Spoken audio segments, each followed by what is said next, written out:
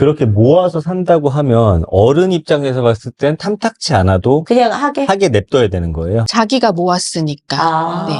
근데 다만 이런 건 있는 것 같아요. 아무리 너의 용돈이어도 네. 해서 안 되는 게 있다. 안 되는 거 예를 들면 뭐가 있을까요? 당연히 뭐 도박은 안 되는 거고. 여자친구 학생들. 백 사주기. 절대 안 돼. 나도 못 받았거든. 사주기만 해봐.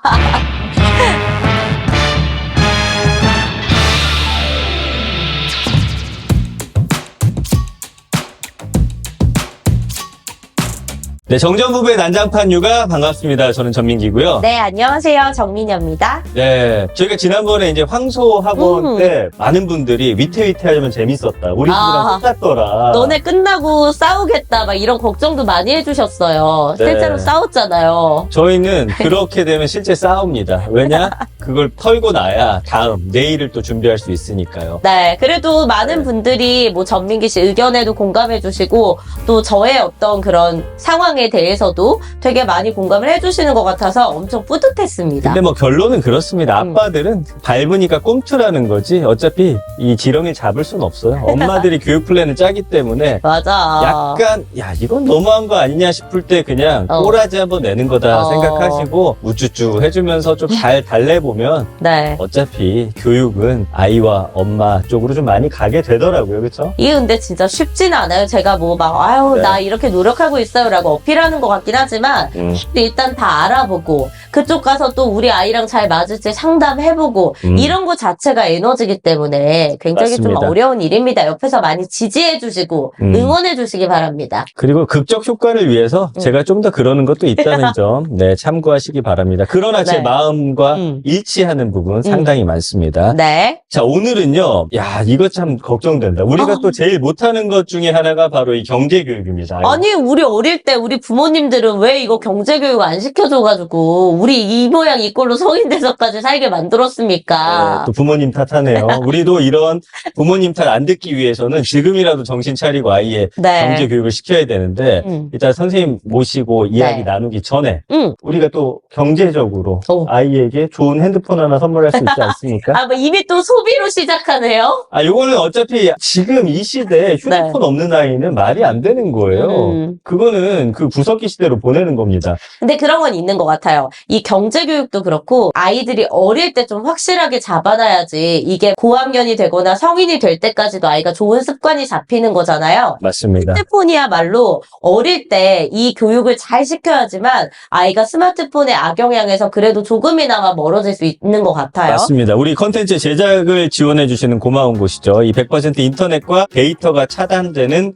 노란마켓 공부폰을 소개해 드립니다. 네, 원조 공부의 신 강성태님과 함께하는 원조 공신폰은요, 노란마켓 공부폰이 유일합니다.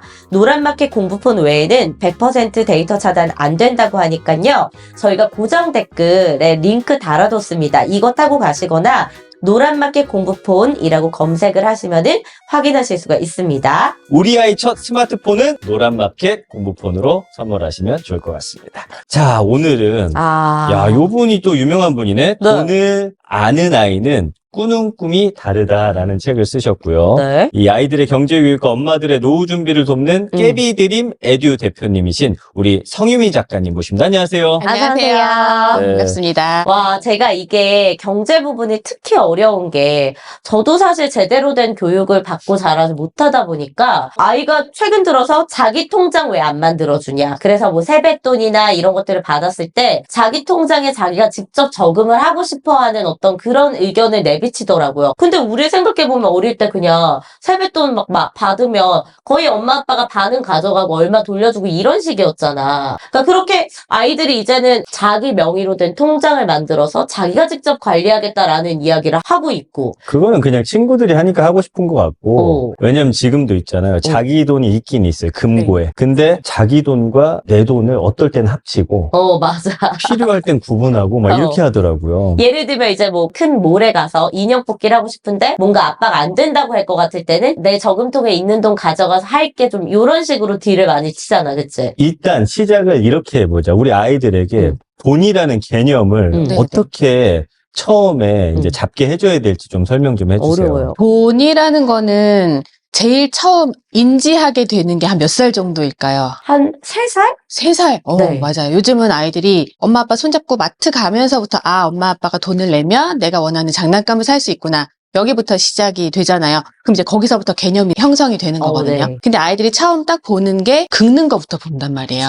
부모님들이 신용카드를 긁는 거. 그럼 네. 돈은 긁으면 나오는 것이다. 도깨비 방망이처럼. 네. 어릴 때 그래서 제 주머니 맨날 뒤지면서 카드 없어? 카드 맞아요. 없어 그랬어요. 엄마 돈 없어 그러면은 카드 있잖아. 이렇게 얘기하는 게 요즘 아이들이고 그냥 너무 당연하게 모든 것을 부모님들이 해줘야 된다. 근데 이제 또 거기서 갈등이 오잖아요. 그러면 요거는 내 용돈으로 할게. 요 정도에서 적당히 이제 밀당을 하는 거죠. 부모님들이랑. 그러면 이제 개념이라는 거를 어디서부터 잡아야 되냐라고 했을 때 저는 쓰는 거보다 부모님이 버는 거를 먼저 좀 보여주면 좋겠다. 이렇게 의견을 드리고 싶어요. 우리가 버는 거. 와, 근데 이것도 저희가 사실 조금 조심스러운 게 저희가 수입이 그래도 예전보다는 많이 늘어난 상황이란 말이에요. 근데 기본적으로 뭔가 아직 우리나라 정서에서는 내가 얼마 벌어를 좀 당당하게 얘기하면은 좀 매너가 아닌 듯한 그런 느낌? 왜냐면 지난번에 얘가 귀가 좋아요. 자꾸 얼마 버냐고 물어봐요. 우리 뭐 얘기하다가 뭐 딱 섭외 전화 와요. 그러면 제가 와이프한테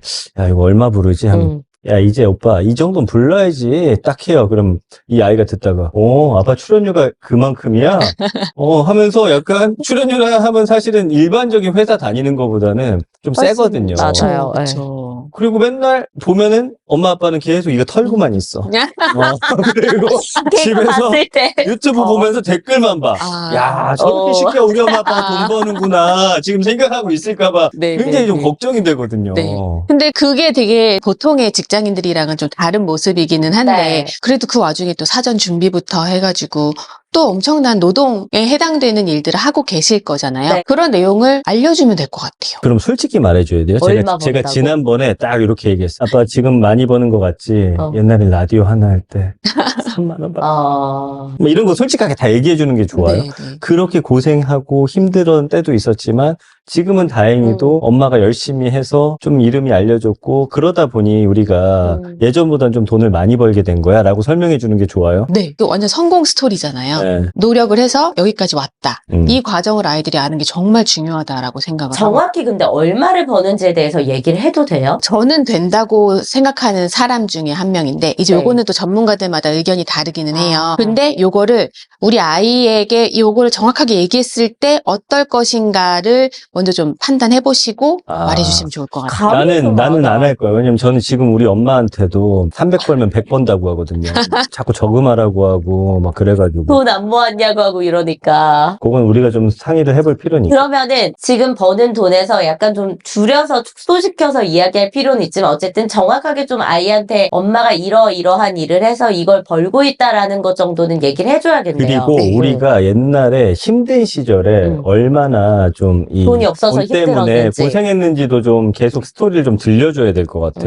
그러니까 일단은 쓰는 게 먼저가 아니라 어떻게 벌었는지 이 부분을 좀 먼저 아이한테 설명해 주라라는 것이네요. 네. 이런 건 괜찮아요, 선생님. 또 요즘에 시간당 임금이 얼마인 줄 알아? 이런 것도 좀 알려주고. 네, 너무 좋죠. 지금은 뭐 우리 부모님들은 좀 여유롭게 벌고 계시지만 그렇다고 해서 나도 그렇게 처음부터 여유롭게 시작할 수는 없는 거잖아요. 그쵸. 누군가는 최저시급부터 시작을 해가지고 네. 차차 나아지는 거기 때문에 세상에 정말 다양한 사람이 있고 다양한 직업, 다양한 벌이가 있다라는 거. 그리고 우리 엄마 아빠는 지금 이렇게 시작해서 지금에까지 왔다. 이렇게 알려주면은 하늘에서 뚝딱 하고서 돈이 떨어지는 건 아니다라는 거를 알게 될 것 같아요. 그럼 애들끼리 또 이러잖아요. 학교 가가지고. 그러니까. 야, 너네 엄마 아빠 얼마 버는 맞아, 이런 얘기를 애들끼리 할까봐. 그거밖에 못 벌어. 야, 왜 이렇게 많이 벌어? 이렇게 되면 엄마, 누구네 엄마 아빠는 얼마 번다던데 엄마 아빠는 왜 이거밖에 못 벌어? 이럴 수도 있잖아요. 그래서 그것도 같이 교육을 하셔야 돼요. 왜냐면은 보통의 일반 직장인들보다는 수입이 이제 어느 정도 더 있으실 거기 때문에 아이가 그런 사전 교육을 받지 않은 채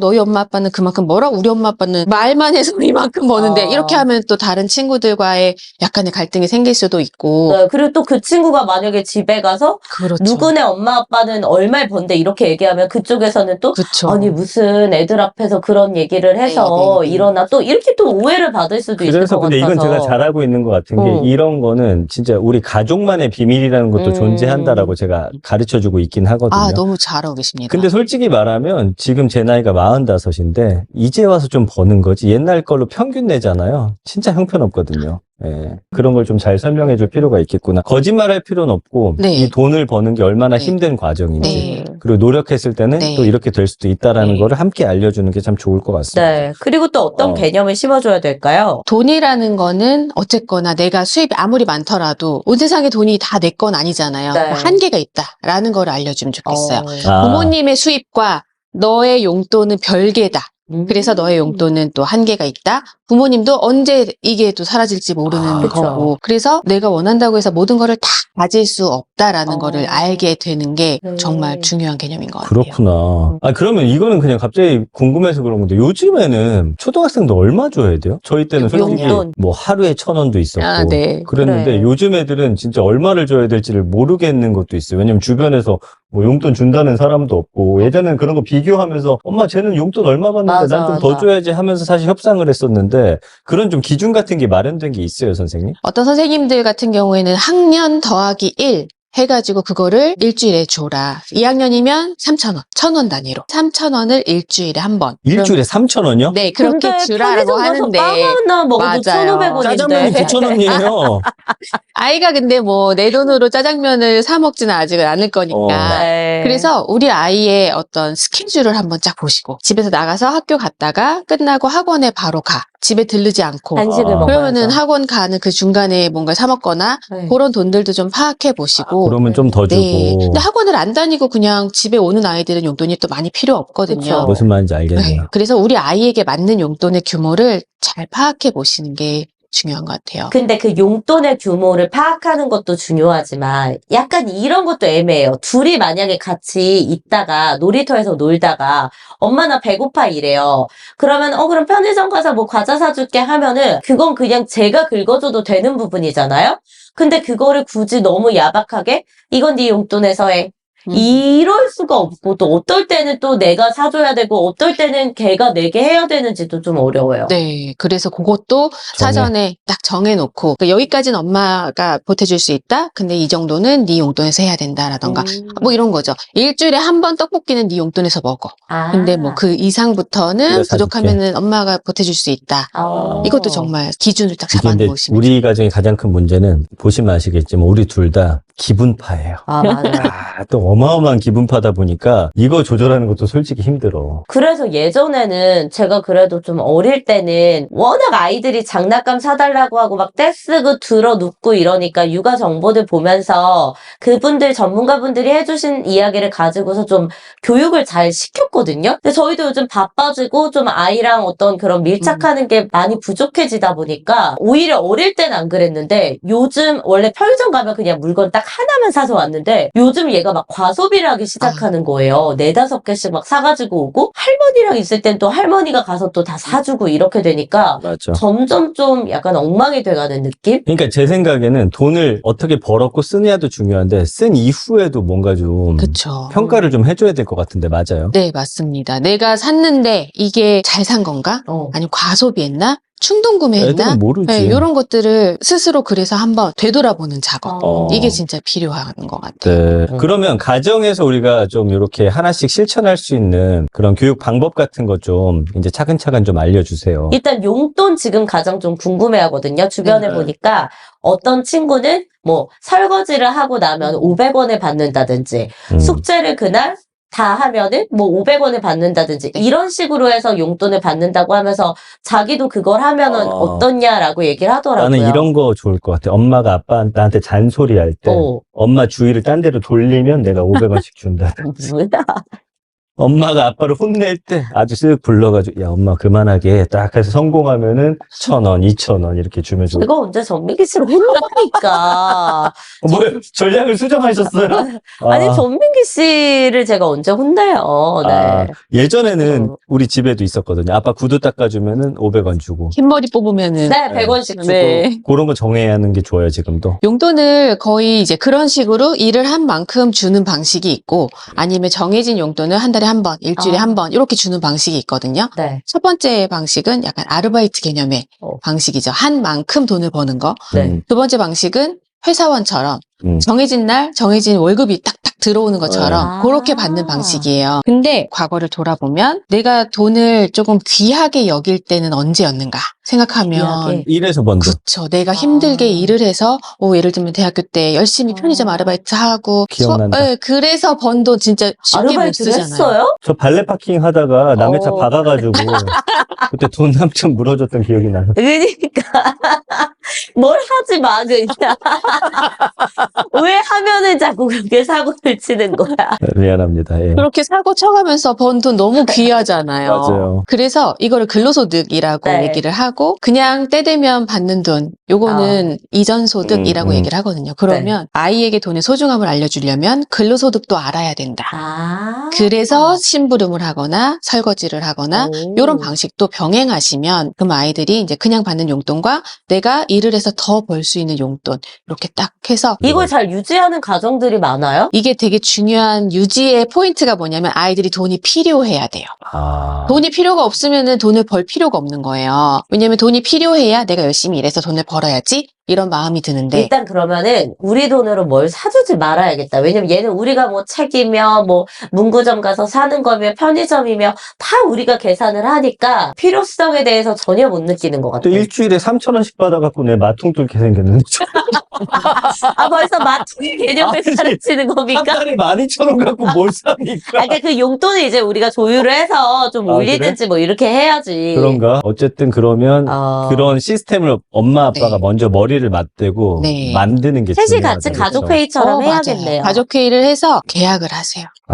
계약서를 써가지고 뭐 갑과 을 개념도 알려주시고 어떤 일을 했을 때 어떤 방식으로 용돈을 준다 해가지고 딱 써서 도장 쾅 찍고서는 이렇게 벽에다 붙여놓고 우리 집의 법이다 이거는 이제부터 네. 우리 집은 이런 식으로 용돈을 주겠다라고 하면 이제 아이들도 그때부터는 지키게 되는 거죠. 이거 좀 중요하다고 느낀 맞아. 게 있잖아요. 어릴 때 제 주변에 부모님이 사업하는 친구들 네. 몇 명 있었어요. 그 친구들은 어릴 때부터 아, 그런 교육을 좀 빡세게 받았어요. 그 친구들은 지금도 투자 잘하고 돈 잘 벌어요. 맞아. 저는 어찌 보면 필요한 거 다 사주셨거든요. 그러다 보니까 나도 경제교육을 받은 게 없어서 아이한테는 그냥 나도 이렇게 컸으니까 알아서 크겠지라고 사실 어찌 보면 방치해놨거든요. 좀 걱정이긴 한데 왜냐면 요즘에 우리 아이 보니까 좀 하긴 해야겠다는 가소비가 요즘 생각하잖아. 많아졌어요. 그럼 일단 그렇게 해서 용돈 형태로 계약서 쓰고 네. 네가 만약에 돈이 부족해서 뭔가 필요할 때는 일을 해라. 심부름을 하든 네. 오케이, 요거까지 그럼 세팅이 됐어요. 그러면 뭐 예를 들어서 불로소득 같은 거 있잖아요. 네. 명절 같은 때 맞아요. 부모님한테 받고 우린 내려갈 때마다 저희 아버지가 5만 원씩은 꼭 주시더라고요. 그런 건 어떻게 해야 그런 돼요? 거는 이제 자기가 사고 싶은 거 그걸로 사라고 하면 되나? 예를 들면은 세뱃돈 같은 네, 거 세뱃돈. 절 한 번 했더니 막 5만 원, 10만 원을 벌어요. 그러면 이게 그러면은 5만 원이 되게 작은 그쵸. 돈인 줄 알아요. 5만 원, 10만 원을 버는데 뭐야 설거지 한 번 하면은 500원 준대, 1000원 준대. 에이 설거지 안 해. 이렇게 되잖아요. 그러니까 이런 불로소득 아까 말씀드린 이전소득이라고 얘기한 네. 그냥 어디서 갑자기 돈이 나한테 와. 네. 이거랑 근로소득이 충돌하는 거거든요. 그러는 순간 근로소득이 되게 하찮고 뭐 안 해도 되는 거 이렇게 여겨질 수 있기 때문에 만약에 이런 식으로 용돈교육을 시작하신다. 네. 그러면 온 집안 식구들한테 다 말씀을 드려서 이렇게 하기로 했으니 너무 많은 돈은 주지 마세요라고 좀 약간 협조를 구한다던가. 근데 또 할머니 할아버지는 주고 싶어 하세요. 네. 그러면 통장 계좌번호를 살짝 알려주세요. 그렇게 해서 계좌번호로 받는다던가 그렇게. 아니면 돈을 받아와서 모든 건 다 너가 쓸 수 있는 돈이 아니라 이 중에 얼마까지만 네가 쓰고 얼마는 저금을 하자. 이렇게 규칙을 잡아놓으셔도 됩니다. 후자가 더 나을 것 같긴 해. 왜냐면 그러면- 지금까지 9년 인생에서 5만 원, 10만 원씩을 받아왔네. 왜냐면 이제 막 10,000원짜리 받으면 애 입장에서 뭐지? 갑자기? 이렇게 하자. 어. 우리가 지금 너 9살까지 키워준 돈이 대충 이만큼 되더라. 이런 돈 받으면 나 근데 그런 얘기 별로인 것 같아. 부모가 하는 게. 괜찮아요? 여태까지 너한테 들어간 돈이 나 얼마니까는 그 얘기 너무 좋은 회수하겠다. 것 같아. 약간 이런 개념인가요? 같이 나눠 갖자. 용돈 나눠 갖자. 아이에게 간 용돈이기 때문에 네. 부모님이 그 돈에 손을 대거나 그건 안 돼요? 이거에 대해서는 아이들이 어떻게 표현하냐면은 엄마 아빠가 내 돈을 뺏어갔어요라고 얘기를 하거든요. 학교 가서 다 얘기해요. 우리 엄마 아빠가 세뱃돈 받은 거 다 뺏어갔다고. 근데 사실 아니잖아요. 맞아요. 네, 그래서 아이 이름으로 된 통장에다가 저축을 넣어줘요. 해준다. 예. 네, 우리 아들은 제가 뭐 많이 사주고 돈도 막 줬더니 뽀로로 맞나? 금고가 있는데 5만 원짜리가 잔뜩 있는 거야. 내가 지난번에 축의금을 내야 되는데 은행 가기 귀찮더라고. 비밀번호가 0000이에요. 이렇게 공개적으로 얘기하셔도 되나요? 우리 아들 모르더라고. 아, 몰라. 얼마 빠졌는지. 아, 근데 통장 얘기는 저한테 몇 번 했어요. 나는 통장 언제 만들어줄 거야? 좀 이런 이야기를 했고, 최근에 진짜 웃긴 게, 저희가 이제 무슨 TV 프로그램을 출연을 했는데, 얘가 잠깐 나왔어요. 깜짝 놀랐어. 갑자기 저희한테 자기도 출연료를 달라고 왜냐면 얘가 실제로 뭔가를 했거든요. 그랬더니 자기는 출연료를 언제 줄 거며 얼마를 줄 거며 이거에 대해서 얘기를 하더라고요. 난 이 얘기 듣는데 우리보다 네가 낫다라는 생각을 했어요. 좀 그래야겠죠? 노동의 대가는 줘야 된다고 그럼 생각. 선생님 그 다음에는 해볼 수 있는 게 뭐가 있어요? 뭐 예를 들면은 가계부를 쓰라고 한다든지라든지 아니면 뭐 야, 그런 가계분 방법들이 있나? 진짜 쉽지 않다. 용돈기 입장 같은 네, 거. 그거 맞아요. 써야 돼요. 써야 되는 거죠. 왜냐면은 아. 내가 어디에 돈을 썼는지를 되돌아볼 수 있는 기록이거든요. 풍선껌이 얼마고 콜라가 얼마고가 중요한 게 아니라 내가 어디다 돈을 썼지? 아. 이거는 이게 막 휘발되기 때문에 그거를 기록해 놓고 한 달 뒤에 이건 좀 안 먹어도 됐는데 이런 거 체크하려고. 그래서 쓰는 게 용돈 기입장이거든요. 근데 선생님 이렇게 큰 아이들이 나중에 확실히 돈을 잘 버는 건 맞아요? 버는 건 잘 모르겠지만 관리는 확실히. 왜냐면 제 아는 후배 중에 한 명이 이거 너무 애가 철저히 받아가지고 같이 해외여행 한번 갔다가 나 얘랑 손절할 뻔했거든. 이게 좀 진짜. 너무 과하게 돼가. 아니, 그 툭툭이 있어요, 툭툭이. 태국에서 그거 한 번 타는데 2,000원인가 뭐 그랬나?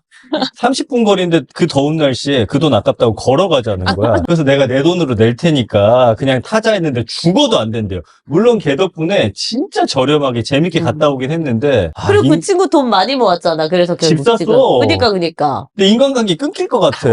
난 그런 아이로는 키우고 싶지 않은데. 이것도 결국은 선택의 문제인 것 같아요. 아. 네. 근데 경제라는 내용 안에 선택이라는 게 정말 중요한 비중을 차지하잖아요. 내가 더운데 좀 그래도 걸어갈까? 대신 네. 돈을 아낄 수 있고, 걸어가지 않고 툭툭이를 타면은 돈을 써야 되는 거고, 요거 둘 중에 더 어떤 게 나에게 이득일까? 이거를 선택하는 거거든요. 각자의 뭐 가치관이나 약간 성향에 따라서 네, 그것도 맞아요. 선택하는 근데 거겠지. 결국에는 돈 관리를 못하는 사람들은 말년이 비참하더라고. 그래서 이거는 반드시 하기는 해야 돼.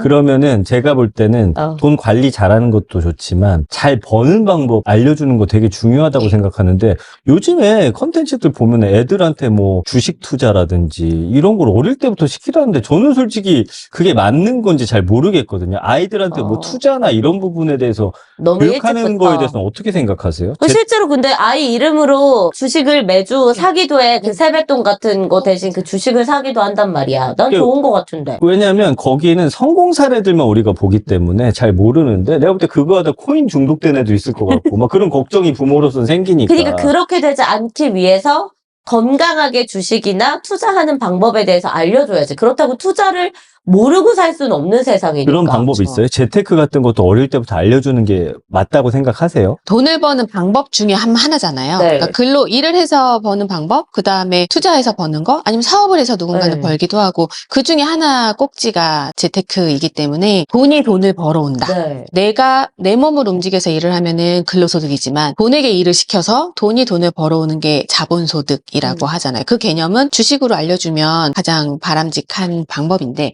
그럼 이제 몇 살부터 이걸 알려줘야 네. 되냐 이게 관건인데 주식하면은 왠지 좀 투기꾼이 될 것 같고 이렇게 걱정하는 이유는 우리가 그렇게 투자를 하고 있어서 그렇거든요. 맞아. 우리가 쌀 때 사가지고 빨리 오르면 막 팔고 이래서 그런 건데 사실 우리 아이들이 해야 되는 주식 투자는 주식이라는 거는 성장 가능성을 믿고 하는 게 주식 투자잖아요. 저축처럼 한 주 네. 한 주 차곡차곡 네. 쌓아 모으라는 거네. 아이들의 용돈으로 그냥 내가 이번에 뭐 10,000원을 받았어. 그럼 10,000원 주식 사고 다음번에 세뱃돈으로 뭐 5만 원 받았어. 그럼 5만 원 주식 투자하고 해서 꾸준히 적립한다라는 느낌으로 주식을 알려주시면 걱정하지 않으셔도 될 것 같아요. 그리고 아이들이 좋아하는 예를 들면 뭐 미국 네. 주식을 한다고 치면은 맞아요. 디즈니라든지 맞아요. 자기의 관심사가 되어 있는 어떤 그런 주식을 사서 그 회사에 대해서 또 알아보고 거기서 또 공부가 되고. 공부 중요한 것 같아요. 네. 그래서 어릴 때 얘가 한 10만 원 샀는데 상장 폐지됐어. 난 그것도 교육이라고 생각해. 맞아. 나중에 네. 큰 돈 들어갔는데 그렇게 되는 것보다 훨 나으니까. 그런 것도 어릴 때부터 작은 돈으로 조금씩 연습해 봐야 어른이 되면은 큰 돈도. 대신 제대로 교육시켜야겠다. 네. 너가 이 종목을 왜 골랐는지. 그럼 그쵸. 지 나름대로 논리를 세워올 거 아니에요. 네, 뭐 네. 뉴스에서 뭘 봤다라든지. 네. 그런 식으로 근거가 있으면 네. 투자를 하게 할 것 같고. 그걸 같이 부모님이랑 얘기를 나누면 너무 좋고. 그거 재미는 있겠다. 갑자기 이거 기억난다. 전민기 씨가 한때 경제방송을 했던 적이 있는데 어느 날 갑자기 우리 아이를 퀀트 투자인가? 퀀트 투자의 귀재로 키우겠다면서 그분이 이제 그걸로 많이 성공하신 분인가 봐요. 어떻게 그러면 자제분들이 몇 살이시죠? 중학교 3학년, 6학년입니다. 그럼 그 친구들은 지금 네. 이야기해 주신 것들 주식이나 다 좀 뭐. 지키면서 살고 있어요? 어때요? 어떻게 키우고 계세요? 네, 용돈 같은 경우는 초등학교 때부터 규칙을 잡아가지고 하고 있어서 네. 지금은 어느 정도는 잡혀 있는 상태이고. 그럼 예를 들면 요즘에 유행하는 패딩을 사야 돼. 그럼 얘는 어떤 식으로 그걸 장만해요? 저희 아이들은 옷에는 관심이 없어서 네. 각자 가지고 싶은 것 아니면은 하고 싶은 일이 있잖아요. 네. 그걸 위해서 돈을 모으기는 합니다. 그런 목표를 위해서 정해놓고. 그거를 모으는 저금통이 따로 있어요. 그럼 게임 아이템이라든지 뭐 네. 아이마다 각자 다르게 네, 네. 사실 근데 남학생들은 거의 게임 아이템이잖아요. 그러니까 그런 것들을 그러면은 자기가 이제 뭐 심부름을 한다든지 네, 아니면은 뭐 특정 성과를 올려서 네. 거기에 우리가 보너스처럼 돈을 또 줄 수도 있는 거지. 그러면 궁금한 게 그렇게 모아서 산다고 하면 어른 입장에서 봤을 땐 탐탁치 않아도 그냥 하게. 하게 냅둬야 되는 거예요? 자기가 모았으니까. 네. 근데 다만 이런 건 있는 것 같아요. 아무리 너의 용돈이어도 네. 해서 안 되는 게 있다. 예를 들면은 진짜 해서는 안 되는 뭐 도박을 한다던가 그런 건 안 되는 거잖아요. 그렇죠. 그래서 너의 용돈으로 모든 걸 다 할 수 있지만 안 되는 거 이렇게 또 규칙을 정해놓으면 됩니다. 안 되는 거 예를 들면 뭐가 있을까요? 당연히 뭐 도박은 안 되는 거고. 여자친구 학생들. 백 사주기. 절대 안 돼. 나도 못 받았거든. 사주기만 해봐. 요즘 아이들이 제일 저기 하는 게 게임 아이템 사는 거. 그거 그런 어떻게 것들. 허용해요? 저희 집은 1년에 딱 한 번만 허용하고 있어요. 크리스마스 그거를 때. 정해놓으면 되겠구나. 네. 수 제한을. 아니, 생일 정도는 2번은 해주시지. 근데 그렇게 많이 요구하지는 않고요. 크리스마스 때 산타 할아버지가 구글 기프트 카드를 머리맡에 두고 가시거든요. 아직도 산타를 믿는다고요? 초등학생 있잖아. 어릴 때 그렇게 네. 했었고요. 지금은 아이들도 요즘 아이들 말로 현질이라고 네. 얘기하는 그게 그렇게 재미가 없어진 것 같아요. 그래요. 네. 아주 어릴 땐 또 막 했었거든요. 아니, 그럼 두 아이는 대체 돈 갖고 싶어 하는 게 뭐예요? 궁금해서. 저희 첫째 같은 경우는 네. 여행 가고 싶어 하고. 여행을 가고 싶어요? 여행비를 네. 자기가 모아서 네. 한 돈으로요? 네. 가족여행일 거 아니에요? 자기의 꿈을 위한 여행. 예를 들면? 저희 아이는 지금 기차, 지하철을 너무 좋아해요, 첫째가. 그래서 온 세상에 있는 기차, 지하철을 다 정복하는 게 목표인 거예요. 다 타보는 거. 그래서 멋지다. 그건 의미가 있네. 그거를 위해서 돈을 진짜 가열차게 모아가지고 지난 겨울방학 때도 일본 지하철을 타러 다녀왔고 일본 진짜. 오. 예. 네, 이번 겨울방학 때도 또 타러 간다고 열심히 돈을 모으고 너무 있어요. 잘 키우셨다. 그러니까 본인이 목표가 딱 뚜렷하면은 그걸 위해서 돈을 모으더라고요. 얘는 스포츠카 사고 싶어 하잖아. 아, 엄마의 돈 욕심을 그대로 그냥 닮아가지고. 꿈이 커요, 애가. 네, 많이 모아야 되겠는데요, 오래 오랫동안. 모아야죠, 스포츠카. 그러면 이렇게 꿈을 키워주는 데 있어서 어쨌든 용돈 주는 방식이라든지 그걸 소비하는 거를 교육을 해주셨을 텐데, 아까 뭐 계약서 썼잖아요. 그러면은 네. 그 다음에는 또 특별히 하신 게 있어요. 뭐 네. 예를 들면은 뭐 통장을 뭐 이렇게 분할해가지고 네, 뭐 만든다든지 네, 네. 그런 거 좀 하신 거 있으면 좀 소개 좀 해주세요. 용돈을 받으면 네. 그냥 다 쓰는 거, 이게 아니라 네. 용돈을 받으면 쓸 수도 있고, 저금할 수도 있고, 미래를 위해서 뭐 좀 남겨놓을 수도 있고, 그 다음에 뭐 기부할 수도 있고, 네. 그렇잖아요. 그래서 이런 식으로 좀 목적별로 쪼개서 용돈을 받아서 쪼개서 관리한다. 이게 기본이고요. 중요해. 그러려면은 쓰는 돈은 지갑으로 넣고 나머지 저축할 거 미래를 위해서 저축하는 거예요. 나의 성인이 되었을 때 나를 위해서 저축하고 그 다음에는 나의 꿈을 위해서 어떤 목적 네. 아까 여행비라던가 이런 식으로 저축을 하고 또 하나는 다른 사람을 위해서 기부할 돈. 수 있는. 이렇게 저금통 3개 정도를 마련해가지고 활용을 하면 용도별로 아이들이 아니면 추가로 뭐 게임 뭐를 살 거, 아니면 네. 휴대폰 살 거 이런 식으로 또 추가적인 저금통을 만들어도 됩니다. 그렇게 목적 저금통을 여러 개 만들어서 내가 원하는 것들을 저축을 통해서 이루는 거. 네. 그 경험이 진짜 중요해요. 그럼 그 비율 같은 것도 처음엔 어설플 거 아니에요. 네. 갖고 싶은 거에다 100% 막 네. 다 넣을 수도 있고 네. 그런 건 좀 도와줘야 돼요. 처음에 아니면 자기가 깨닫고 좀 알아서 그런 게 잡혀가던가. 아이들이 좀 줘야지, 네, 초반에는. 처음에는 저희도 3331로 했어요. 네. 소비, 저축, 투자, 기부 3331. 그래 그런 거 너무 알려주시면 적다, 좋지. 근데 3위. 그쵸. 그러다가 왜냐면 어릴 때는 사실 돈 쓸 일이 많지 네. 않거든요.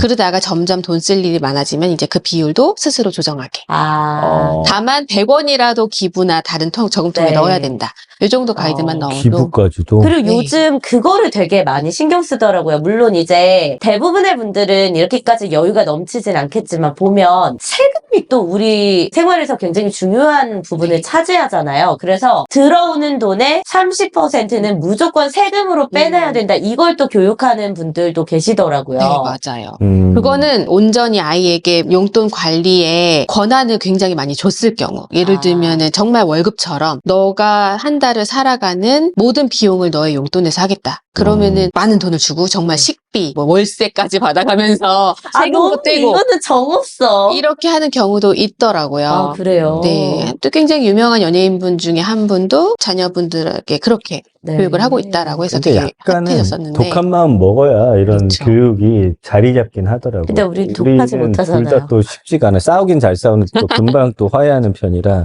그리고 예를 들면 뭐 미술이라든지 역사 이런 거는 일상적인 컨텐츠로도 많이 보여주는데 경제 컨텐츠 같은 건 아직까지 한 번도 안 보여줘 봤는데 그런 거 활용하는 것도 괜찮겠죠? 뭐 영상이나 유튜브 같은 너무 것도 좋은 있고. 교육 컨텐츠들이 많거든요. 그럴 것 같아요. 그래요? 정부기관에서도 정말 이런 영상들 많이 만들고 있고 꼭 경제라는 단어로 검색을 하지 않더라도 네. 예를 들면 제가 가장 추천드리는 영상은 그냥 아이가 좋아하는 과자나 음료수나 뭐 라면 이런 게 있으면은 그걸 만드는 공장의 영상을 한번 찾아보는 거예요. 오, 새우 재밌다. 뭐 신라면 네. 공장, 초코파이 공장 네. 이런 식으로 검색해 보면은 그게 만들어지는 과정이 쫙 나오거든요. 그렇겠네. 그런 게 이제 기업에서 어떻게 이 제품을 생산하는가이잖아요. 그러면은 우리가 먹는 것들이 그냥 어디서 갑자기 마트에 딱 나타난 게 아니라 이런 과정들을 맞아. 거쳐서 만들어지고 이걸 위해서 일하는 사람이 이렇게 많고 이걸 위해서 이런 커다란 기계와 재료들이 이렇게 많이 필요하구나라는 그 뒤에 생산하는 사람들의 모습을 보면 아이들이 그렇지. 자연스럽게 주식회사라는 걸 이해할 수 있게 되거든요. 그리고 그 면이 밀가루로 만드니까 그렇죠. 곡물 가격 같은 것도 네, 연동해서 맞아요. 알려주고 맞아요. 그렇네. 그러면 이 가격이 왜 올라가고 올라가고. 내려가는지까지도 자연스럽게 맞습니다. 설명이 되고 네. 자, 그래서 일상에서 좀 아이들의 경제 교육을 같이 좀 할 수 있고 재밌게 할 수 있는 바로 그런 좋은 앱이 있어서 여러분들께 소개해드리려고 합니다. 사실 어제 우리가 이거 깔면서 ESG부터 설명하면서 맞아. 우리가 딱 교육시켰잖아. 아니 그랬더니 또 바로 알더라고. 그렇게 뭔가 기업에서 뭔가를 만들 때 환경을 보호하기 위해서 뭐 포장용품을 줄인다든지 맞아요. 그런 것들. 그래서 ESG를 이해하는 데 도움되는 다양한 컨텐츠가 업로드가 되고요. 이거 컨텐츠 한번 확인해 보시면 굉장히 재밌는 미션들도 많이 있고 네. 기부도 되고 이걸로 RG 포인트를 짝짝 쌓아가는 그런 또 재미가 있어요. 그러니까 아까 그 근로소득 모아가지고 하듯이 맞아요. 이것도 포인트를 모을 수가 있어요. 그래서 미션 참여하면은 포인트 적립받고 자동으로 기부에 참여할 수 있는 그런 앱이라고 생각하시면 될 것 같고요. 어떻게 돼요? 이거 하면은 처음에? 예를 들면 이런 게 있어요. 앱 안에 들어가면은 간단하게 뭐 ESG가 뭔지에 대해서 설명이 나와 있고 아이들 좋아하는 퀴즈를 풀고 미션에 참여할 수 있는 컨텐츠들이 있는데 질문이 이런 거예요. 우리 아이들이 살아갈 지구를 지키기 위해 할 수 있는 올바른 방법을 선택해 주세요. 1번 뭐 일회용품 안 쓰기, 2번 물티슈 펑펑 쓰기, 3번 종이 함부로 버리기, 4번 반찬 남겨서 버리기. 뭐 이런 식으로 별거 아닌 것 같은데 애들은 또 이런 거 굉장히 좋아하더라고요. 저희 아이도 어제 굉장히 흥미롭게 했고요. 이렇게 일상생활에 도움이 되는 뭐 일반 상식이라든지 이런 글만 읽어도 여기 안에 50RG, 요게 이제 포인트 같은 거예요. 네. 50원 정도를 적립을 받고 자동으로 또 기부를 합니다. 아니 근데 애가 이거에 너무 재미를 들려가지고 어제 나는 한 5개 정도만 단기 미션을 하고 나머진 내일 하자 했는데 10개까지 다 채우면서 미션을 하더라고. 게임하는 것보다는 이런 게 훨씬 좋은 것 같아요. 좀 게임으로 인식하더라고요. 경제관념도 생기고요. 자, 이 앱은요, 얼마나 이제 경제교육에 있어서 좋은 앱인지 많은 선생님들과 학부모들이 이미 지금 사용을 하고 있습니다. 실제로 초등학교 생태교사님들 혹은 중학교 진로교사님들 등 교육 계열의 회원들이 많고요. 수업 시간에 RG 앱을 또 활용하고 계시기도 합니다. 그리고 RG 컨텐츠들은 아주 읽기 쉽게 되어 있습니다. 짧고 간결한 메시지예요. 그리고 RG를 이용하는 것만으로도 자동으로 기부에 참여하게 된다는 점. 어린이 기부에 또 장점이 있습니다. 네. 뭔가 나누는 걸 배울 수 있고요. 커서도 이런 건 습관이기 때문에 네. 주변과 함께 성장하는 모습 보여줄 수 있을 것 같고요. 네, 그리고 현금 기부나 포인트 기부가 아니더라도 왜 요즘 그런 거 많잖아요. 많이 걸으면은 포인트 받는 것처럼 네. 이렇게 걸음을 걷는 것만으로도 기부에 참여할 수 있는 아주 쉽고 일상생활에서 좀 편하게 할 수 있는 그런 네. 다양한 방법으로 기부에 참여할 수가 있습니다. 그리고 리워드, 알지는 아이들의 ESG 실천에 보상을 제공하고 있잖아요. 이게 네. 바람직한 행동에 대한 긍정적인 결과를 제공해 주는 게 굉장히 중요하다고 해요. 그래야 그 행동을 반복할 수 있기 때문이죠. 그리고 단순히 돈을 버는 이 앱테크가 아닌 어쨌든 환경까지 생각하고 또 맞아요. 기부도 생각하게 하는 그런 아주 좋은 앱이기 때문에 올바른 여러 가지 가치관이라든지 생활 습관을 잡는데 굉장히 도움이 되는 그런 앱입니다. 네, 요즘 ESG 교육의 필요성과 중요성이 아주 커지는 그런 추세에 있잖아요. 네. 이 앱을 통해서 아이들에게 자연스럽게 교육과 적립금을 모아서 기부도 하고 이걸 잘 관리하는 운용 능력까지 한번 키워보시면 어떨까 싶습니다. 네, 고정 댓글내에 앱을 다운할 수 있는 링크를 저희가 추가해뒀거든요. 요거 타고 들어가셔서 앱 설치하시고 추천인 입력란에 정전부부 이렇게 입력을 하시면요. 2000RG가 추가로 증정됩니다. 네, 지금까지 알지 앱에 대해서 소개해드렸습니다. 선생님, 이런 앱 같은 거 활용하는 것도 좋은 방법이죠? 네. 저도 어저께 들어가서 봤거든요. 네. 그런데 포인트를 쌓아서 이 포인트를 어디다가 쓸 것인가를 선택을 할 수가 있더라고요. 햄버거도 사 먹을 수 있고 네. 그 중에 또 하나가 연탄을 기부하고 맞아요. 뭐 이런 연탄 게 기부도 있더라고요. 있더라고요. 어제 그래서 저희가 연탄에 대해서도 설명해주고, 맞지? 오, 연탄을 모르죠, 요즘 네, 아이들이. 몰라요. 예. 그러니까 내가 그냥 연탄을 5장을 기부할 돈으로 나는 햄버거 하나를 사 먹는 거예요. 그러면 이제 가진 거기서 또 의미가 네. 고민을 하겠네. 결국은 경제라는 거는 선택인데 어떤 걸 선택하는 게 현명한가? 요거를 연습하는데도 이 앱 활용하시면 좋을 것 그 같아요. 선택도 많이 해봐야 네. 제 선택에 후회가 안 생기는 경험이 생기더라고요. 그러니까 사실 경제는 선택이다라는 이 말이 굉장히 좀 와닿는 이야기고, 네. 선생님, 그러면 만약에 지금까지는 우리 집안, 우리처럼, 정전부부처럼 애 경제교육 하나도 못 시켰는데 이거 갑자기 와서 가능할까요? 라고 묻는 분들 계실 텐데, 처음 시작은 아예 아까 말씀해 주신 대로 빡빡하게 해서 이렇게 제대로 시작하는 게 나아요? 아니면 좀 더 쉽게 시작할 수 있는 방법이 있는 거예요? 너무 빡빡하게 하면 아마 부모님들이 못 하실 거예요. 네, 맞아요. 그래서 얘기 나누는 것부터 일상에서 자연스럽게 뭐 돈에 대한 이야기, 그다음에 네. 세상 돌아가는 이야기 나누는 것부터 시작을 하다 보면 아이들이 자연스럽게 돈에 대해서 관심을 가지고 엄마 나도 용돈 줘라는 얘기를 하는 그 순간부터 이렇게 규칙을 서서히 잡고 그래서 어느 순간 딱 이제부터 용돈 교육 시작이야 이런 게 아니라 네. 그냥 일상에서 하다가 자연스럽게 일상에 녹아 들어가는 방식으로 어. 하셔야 하나씩 그리고 네. 규칙을 정하면 어떻게든 지켜야 돼. 아니 사실 애들은 잘 지켜. 우리가 문제인 거지. 우리 때는 무조건 우리 엄마 아빠 할아버지 할머니들은 다 무조건 저축만 하라고 했는데 지금은 그런 시대는 맞아. 아니잖아요. 이 시대에 맞는 경제 교육은 바뀌어 가야 되는 게 맞는 것 같고 그래서 사실 저는 어릴 때 투자를 되게 안 좋게 이제 배웠던 기억이 있어가지고 지금도 사실 투자를 못 하는데 이제는 투자도 잘해야 된다. 좀 이런 생각이 있으니까 여러분들도 일단 엄마 아빠가 먼저 우리 아이의 경제관념 어떻게 잡아줄지 그 목표가 뚜렷해야지만 잘 가르쳐 줄 수 있을 것 같거든요. 맞아요. 어떻게 정민혜 씨 오늘 좀 배운 내용 어떻게 실천할 거예요? 근데 이제 진짜 용돈을 주고 관리하는 방법은 스스로 하게끔 해야 될 것 같아요, 저는. 네. 그럼 오늘 가서 일주일 용돈 얼마 받고 싶나부터 한번 우리가 이야기를 네. 시작해 보도록 하죠. 그런 경우도 있어요. 이 어릴 때 용돈의 개념이나 돈을 효율적으로 분배해서 쓰는 방법을 배우지 못하면 중학교나 고등학교 갔을 때 약간 어떤 부작용들이 나타나는지도 궁금해요. 돈은 쓰는 것이다. 내 주머니에 들어온 거는 다 그냥 내 맘대로 해도 된다라고 하다 보면은 비교를 하게 돼요. 왜 우리 부모님은 나한테 용돈 이만큼만 주지? 옆에 친구는 더 많이 주는데 혹은 뭐 이제 반대 상황이 될 수도 있고 그럴 수도. 그러면 내가 용돈이 이만큼밖에 없는 게 우리 탓이네. 그쵸. 부모님 탓이 되는 거예요. 우리 부모님은 왜 저래 나빴어? 왜 너무 뭐 짠돌이야, 짠순이야 이렇게 얘기를 하고 그러다 보니까는 뭐 말이 안 통해까지도 가다 보면은 아이들이 이제는 다른 친구들한테도 막 돈을 빌리고 아이고. 왜냐면 쓸 때는 있는데 나 쓰고 싶은 데가 있는데 조절이 안 됐으니. 네 부모님한테 말해봤자 안 줄 것 같아. 이게 방법이 없으면은 다른 쪽으로 이게 가게 되거든요. 그러다 보면 요즘에 약간 아이들 노린 그런 도박 사이트도 많고 그렇겠네. 애들한테 소액으로 10,000원 일주일 대출해주고 막 이거 이자 받고 카톡으로 그런 게 엄청 많대요.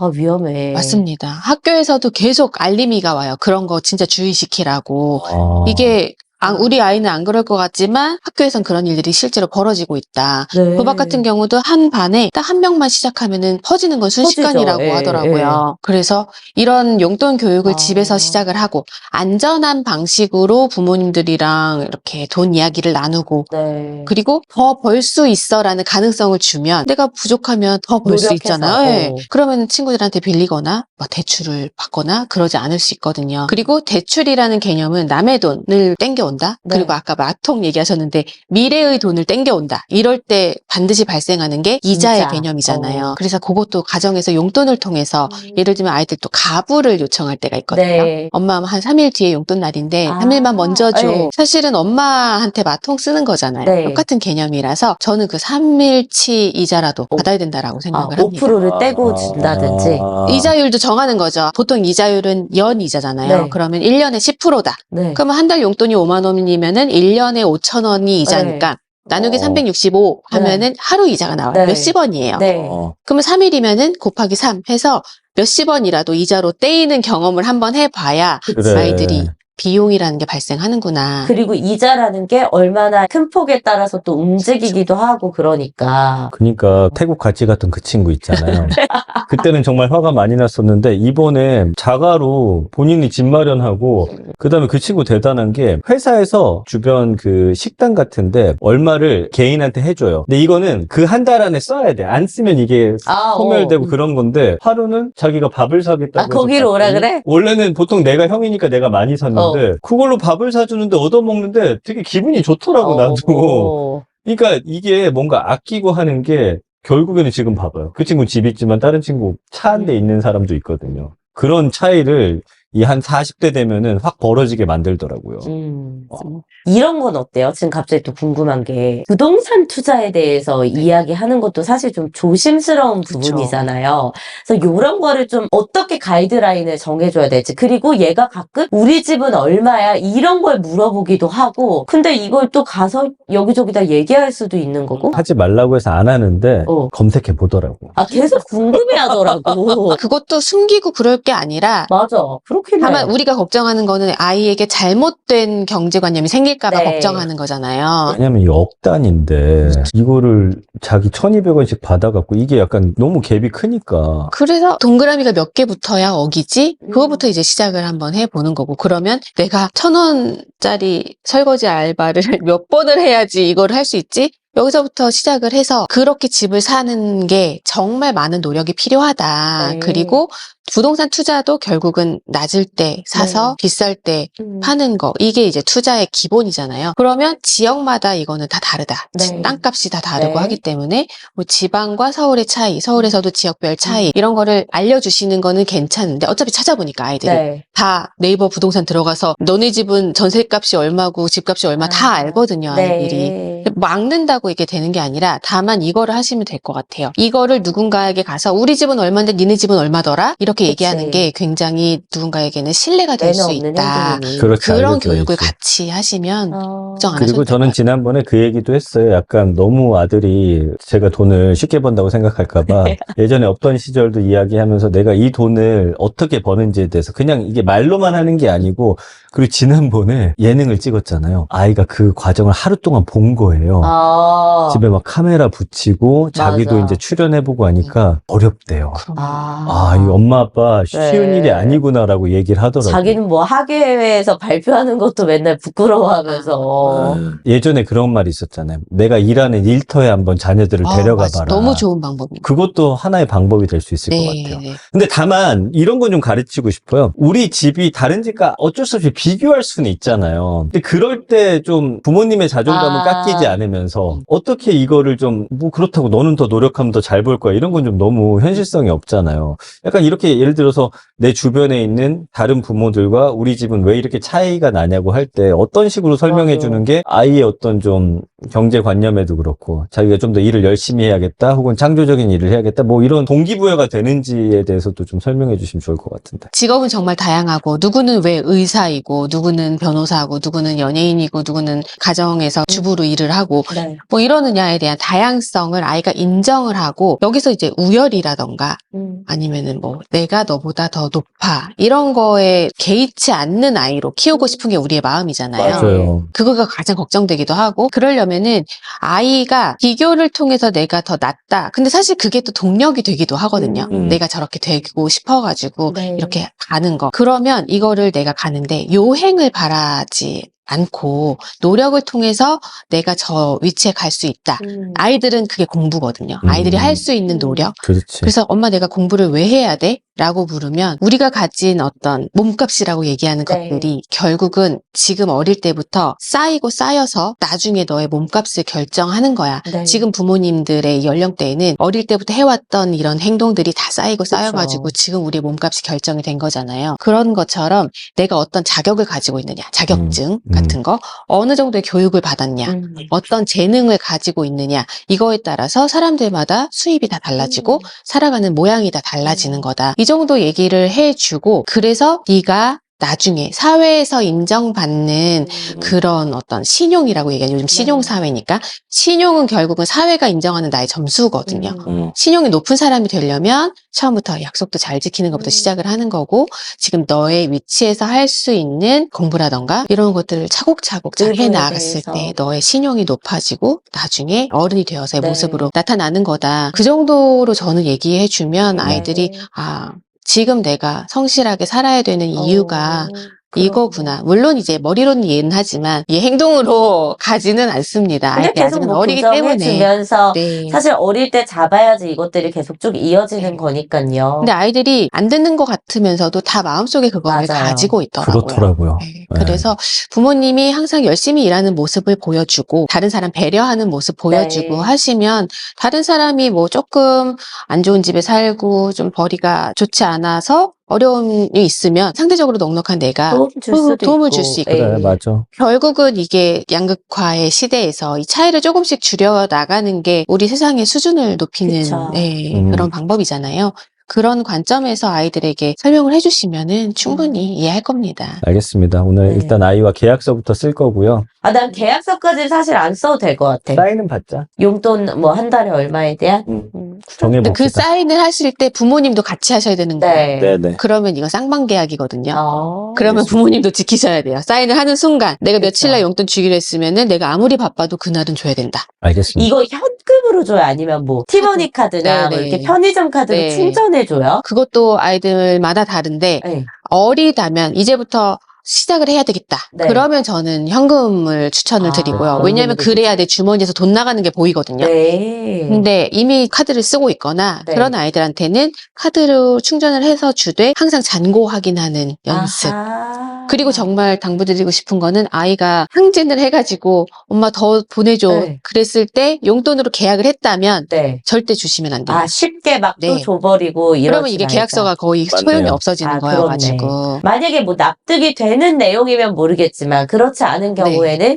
철저하게 그걸 지켜야지 그게 사실은 교육이니. 알겠습니다. 네, 오늘 좋은 말씀 많이 해주셨고 네. 사실 어찌 보면 기본적인 내용들도 많이 있었으나 이것조차 하지 않는 가정들이 많기에 쉬운 것부터 좀 시작해 보시면 좋을 것 같습니다. 마지막으로 못하신 말씀 있거나 아니면 좀 당부의 말씀 부모님들에게 하시고 싶은 게 있으면 좀 남겨주시고. 경제교육에서 가장 중요하다고 생각하는 게 아까 선택이라 그랬잖아요. 이 선택은 우리 아이들이 어릴 때는 오늘 옷 뭐 입을까? 오늘 저녁 뭐 먹을까? 이런 작은 선택부터 시작을 해서 점점 큰 선택을 하게 되거든요. 네. 고등학교 올라갈 때 어느 고등학교를 갈까? 진짜 중요한 선택이더라고요. 저희 아이 보니까. 그리고 진로. 결혼을 이 남자랑 할까 저 남자랑 할까도 이제 선택이고 결혼 자체도 사실은 선택의 그쵸. 영역인 결혼을 거죠. 할까 말까 네. 한다 그랬으면은 누구랑 할까 집을 살까 정말 중요한 선택들을 점점 하게 되잖아요. 근데 이 선택을 나중에 잘하려면 네. 어려서부터 선택의 연습이 습관, 계속 맞아. 쌓여야 되는 것 같아요. 네. 그러면은 부모님들이 모든 걸 다 결정해주지 마시고 네. 아이들에게